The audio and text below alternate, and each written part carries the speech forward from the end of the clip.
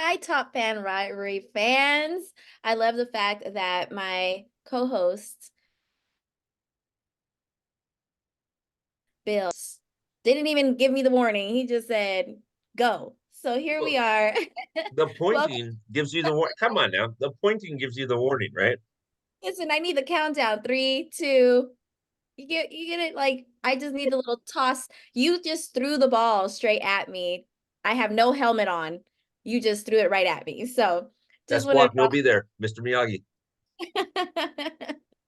welcome y'all to Lady and the Diamond. I'm your host for today, Lina Rodriguez. And as y'all know, I'm new here to Texas. And one thing I've noticing about Texas is baseball y'all on their hats type of fans. So I want to introduce today to you my new friend Stephanie. Stephanie is a part of our Top Fan Rivalry family. So it's great to continue to connect with people in the community. And thank you so much for joining us today.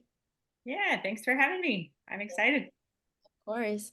Now, Bill, there was a whole lot of talk before we started here today. And I feel like there's a lot of stories that aren't being told. Maybe they're best for, offline. But I feel like there's a lot of history here. So tell me a little bit, Stephanie, about like how you know about you here. Yeah, so I think it was last year, maybe October-ish. I feel like it was around playoff baseball. Yes, I said playoff baseball. Uh Sorry, Angel fans. That's like after the end of the season. You Mets fans too. You don't get a chance to see that, but it's okay.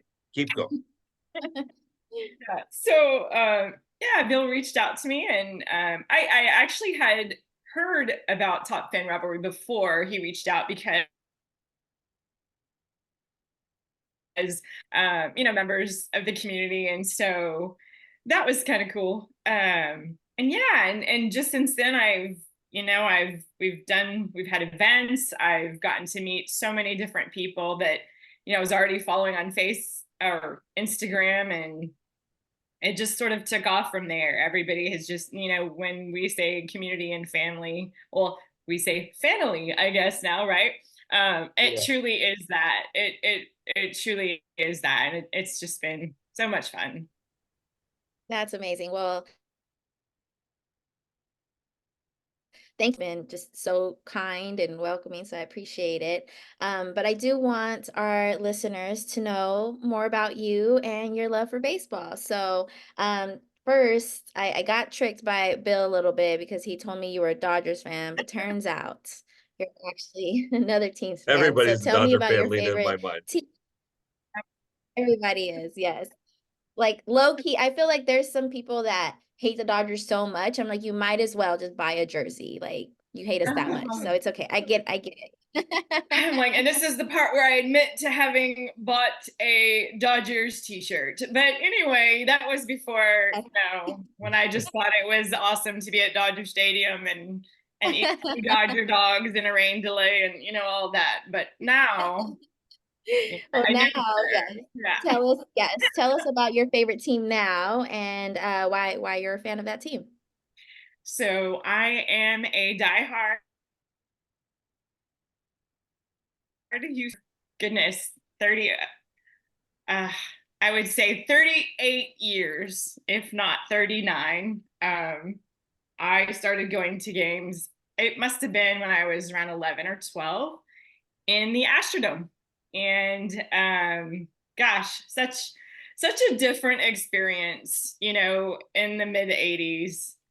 Golly, mid 80s. I said that out loud. So yeah, I am aging myself for sure, which is fine. I actually just turned 50 and I don't have any problems What? saying that. Yeah, insane. But here we are. So Astrodome, so nostalgic. Oh my goodness. And such, so I've told Bill this story before, but my mom at the time, my mom was in a community relations department with her company, and she in her office she had season tickets, and it was for customers and that kind of thing where they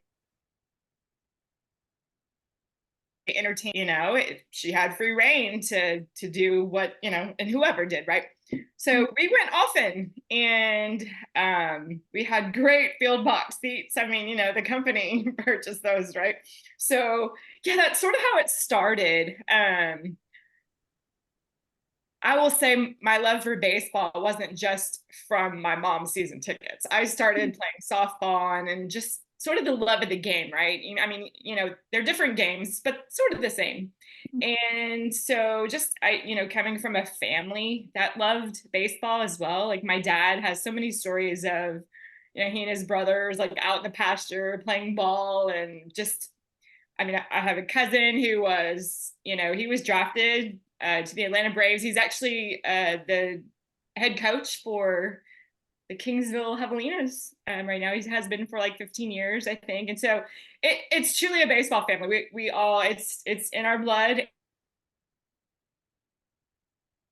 And That's amazing. I love the generational I guess love for the game. And obviously just by looking at you, I already know you're a fan. You have your cap on that says baseball, y'all, and then your shirt that says champs, y'all. So that's to let you know she's repping for her team, and I love that. So so specifically like the game itself. So what makes you like baseball so much other than, having these special memories with your family? yeah, so for me, baseball is definitely, it started just because, there's sort of that inherent love for the game, right? Like I said, just kind of growing up with it, being familiar with it from playing my own version of, quote unquote baseball, right? Softball. I love that part of it. I'm very competitive in nature. I love the competition of the sport. The game is so long, right? I hate to say so long because we talk about, trying to make it, short. And I have no problems with a 4-hour game personally, but it's a longer game than many other sports, right? And so, and then you're playing 162. And so it's almost a daily game that is that long. And I love just sort of how it can just transport you to another space. You don't have to think about, the stress of the day. You let it go. Your evening is baseball. And I'm perfectly okay. Now don't get me trying to watch a slow game of golf, right? And some people think like, oh, baseball is just so slow. I can't get no. I will every day, all day, like let's do a double header, right? I just it's all the stats. It's trying to keep up. I it's hard to put into words if I'm being honest, but mostly it's really just that escape. And for those 3-4 hours, right? It's not 4 anymore. I know. For those 3 or less now with the pitch clock, or whatever the average game time is now, it's truly just that escape. Yeah, I agree. And speaking of watching, so are you more of a at the game, like you want to watch the game while you're there, or do you like to watch it at home? So I'm 100% ballpark girl. Mhm. Now, I wish I lived closer. If I lived closer, I would definitely. I go to a fair amount of games, during the season. It's not that. I mean, I'm about an hour away from our stadium, and so it's not bad. But if I lived closer, for sure, I would be there as often as I could. So I'm definitely. It's we all talk about it being our happy place, right? And following up from what I said previously, it's that escape. And especially when you're there, all the sights and the sounds, and gosh, just the sensory overload, and you don't want to leave. And that is just, it's magic for me. I absolutely love being at the ballpark. Now, when I'm not at the ballpark, you're definitely going to find my TV. I always joke about, how cable, you have to pay like so much money for 200, 300 channels. I'm like, nope, I just need like 2 channels and one of them is my baseball channel. Of course, during the off season, it's off. But other than that, it's Shark Tank. But when it's baseball season, that's what I am watching, and every day I love it. So Lina, let me translate this into Californian for this Texas girl. Okay, because she said like the pasture, and that's not Lina, that's not something you and I relate to, right? So here you go. So Steph, you say you're in about an hour from the stadium. Yes. So that's what, 10 miles, 11 miles? Like if you're from California, 10 or 11 miles is an hour. So what are you, about 10 miles away from the stadium? Come on, Lena, back me up here. You know what I'm talking about. Yeah, I see where you're going with this, because I'm not gonna lie, when I'm in LA or San Diego or even San Francisco, I would always make my way somehow, some way to the stadium to catch a game, because it was just that like dire need. Like, I'm here, I might as well enjoy a game. And you're right, especially like for me, if I'm traveling all the way back to California, one thing I'm gonna do is catch a game while I'm there, because there's no place like home, and there's really no place like baseball. So I just enjoy when I land, I definitely find the park. But that's just me. So, Steph, I live 52 miles doorstep to doorstep from Dodger Stadium. And on a good day, that's 90 minutes. On a Ah, bad day, that is probably 2 hours, 2.5 hours. Mhm. goodness. Yeah, Yeah. Wow. yeah. I am lucky in that my route go across the city. It's just sort of straight shot to the stadium. So on a good day, little traffic, I can get there in 45, 50 minutes. And so, it's not terrible, for Little sure. traffic. I don't know what that means. But Lena, anyway, sorry to hijack the interview there. I just when she says, "Oh, I'm an hour away," I'm thinking, what do you live? 10 minutes, 10 miles, 11 miles? What's this? Right? Try the 110 Stephanie at 5:30 at night. And if you don't want to commit what is probably realistically considered justifiable homicide, I don't know what's going to get you there. Okay. I Oh, goodness. legit used to cry in my car on my way home from work, because I used to have like sometimes even a 2-hour commute each way. Um, Ooh. I do not miss those days, especially now. Like, I live around the corner. I fill up once a month. I fill up Oh, my yeah. once a month now. Yeah. And the That's gas here is like, $3. Like, yes, I'm winning. Yeah. All right. Thanks for that. Thanks for that. I'm Yeah. all right. So yes, back to us. Sorry. I'll shut up So, now. you're yeah. we always appreciate your input. But yes, let's get back to Steph and all her great memories that she has shared with us. But, out of these memories that you have with your family, growing up and experiencing, baseball, I would say at a very high level. Like, you got to enjoy baseball like up front and center. So I can see why you're such a big fan. Um, but tell me, a favorite memory you saw like in a person, or like a funny memory, like something that just reminds you of baseball and connects you to baseball. So yeah, I think one of the most memorable moments for me, and it's funny, initially I was thinking about being at the ballpark, right? And then I took a step back and was like, no, I think for me, a memorable moment was induction in Cooperstown. Oh, And wow. that was, so I'll tell you, I mean, let me back up for a second and just talk about, when you're an Astros fan, we didn't always have 100 win seasons, right? Sure. Like, I mean, if There you're was still an a time. Astros fan after 30 years, you're a diehard, straight up. I mean, we had 100 lost seasons, right? So woo, it's very different. And it's funny because I always joke about, and I'm not the first one to say it, but like anybody who's been a fan within the last 10 years, I'm sorry, you are spoiled. You are Yeah. spoiled. It was not always like this, right? So, having said that, I mean, to have a player go into the Hall of Fame, as an Astro, right? Um, was a big deal. And when Craig Biggio first went in, I don't know how it happened. I don't not that part. What I'm about to say. I know the weekend, induction weekend, and and hearing, oh, it's Craig Beach, and I just sat there and thought, why in the hell am I not in Cooperstown, right?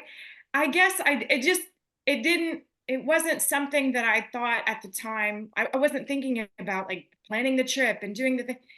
And so I'm like, okay, you know what? Because you knew who was next on the list, right? So it was like, when that time comes, there's no way in hell I'm missing this. And so when Bagwell was inducted, I went, planned the trip. It's the earliest I've ever planned a trip, if I'm being honest, Miss Procrastination over here.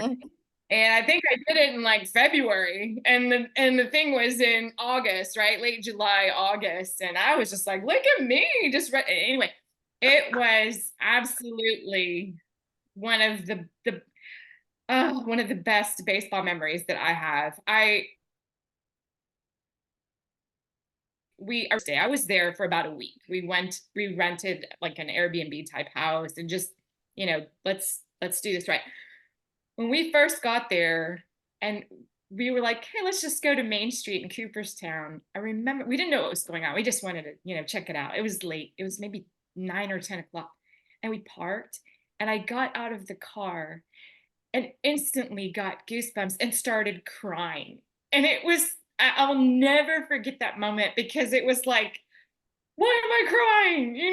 And we joke about there's no crying in baseball. I cry all the time, but there's just those moments that, you just love it so much, and just involuntarily you find yourself being moved to tears, right? You just start thinking about all the great players who had been on that street, and it just hit me like a ton of bricks. And gosh, so I did I don't know what they have, the Hall of Fame. They can get like seats down in the kind of VIP area. Like, now we're getting this, we're getting seats, because I've heard the lawn part is like, it was pretty far back, which it would have been fine. I would have been there, right? But so many memories. That's awesome. So aside from the ballpark, I would have to say, as far as baseball goes, just all the different days, all the different events, the parade, just seeing all the greats that were there. And I know I'm super chatty right now. And I got to add one more thing. I remember we were actually in Cooperstown Distillery, and it was the night of the induction. They had some kind of, I don't know, their own little VIP, whatever, reception thing, right? And these guys walk in, and we just started they had little lanyards, like you could tell they were probably somewhere, whatever. And they just started, I had my Astros purse, and I think that was the conversation. So it happened to be Tim. So Tim Raines was one of the guys that year. So it was Pudge, Tim, and Bagwell, right? So it was Tim Raines' high school baseball coach. Oh, wow. In the group. Like one of the guys that played with him in high school, one of his very best friends still. And oh man, there were just every single day was something epic like that. I mean, just my husband and I, with this group of guys, we just, started talking and laughing. And part of the love of, when you've got a love of the game and you meet someone else who has that same love of the game, you're instantly connected. It's kind of like meeting people at Top Fan Rappery, right? It's like there's that instant connection. You just know these are your people, and Yes. no effort involved in that relationship. So I love that.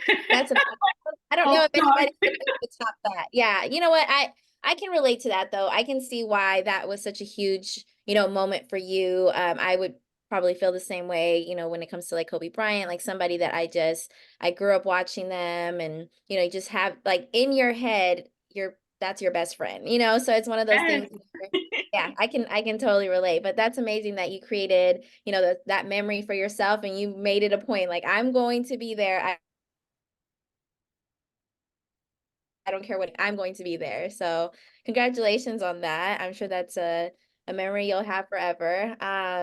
Well, Bill, I'm going to go ahead and pass the ball on to you. Perfect. And if there's any other questions you'd like to ask, because I just feel like there's so much history here. There's some stuff we should probably share. Absolutely. Well, there's two things that were memorable about that story that Stephanie said. One, that she planned the trip ahead of time. That's pretty impressive because Lina, if you don't know this, Stephanie will just be like, "Hey, I'm in Sedona this weekend," and you're looking on her Instagram. When did you plan this? Oh, I just planned it this morning. Oh, okay, awesome. You go, girl. And the second one is, oh, I got one more story to tell you, and then it starts with, we're at a distillery, right? And so, I mean, it's the best time ever. So, anyways, Steph is, for those of you that are listening to this Okay. episode, Steph is not only one of our brand ambassadors, but she's awesome. She went this weekend, this last year to Fan Fest. We had a great time. The Fremont 13 thing was amazing, right? Totally unplanned. Lina, at the end, 13 of us ended up staying and didn't have flights till the next day.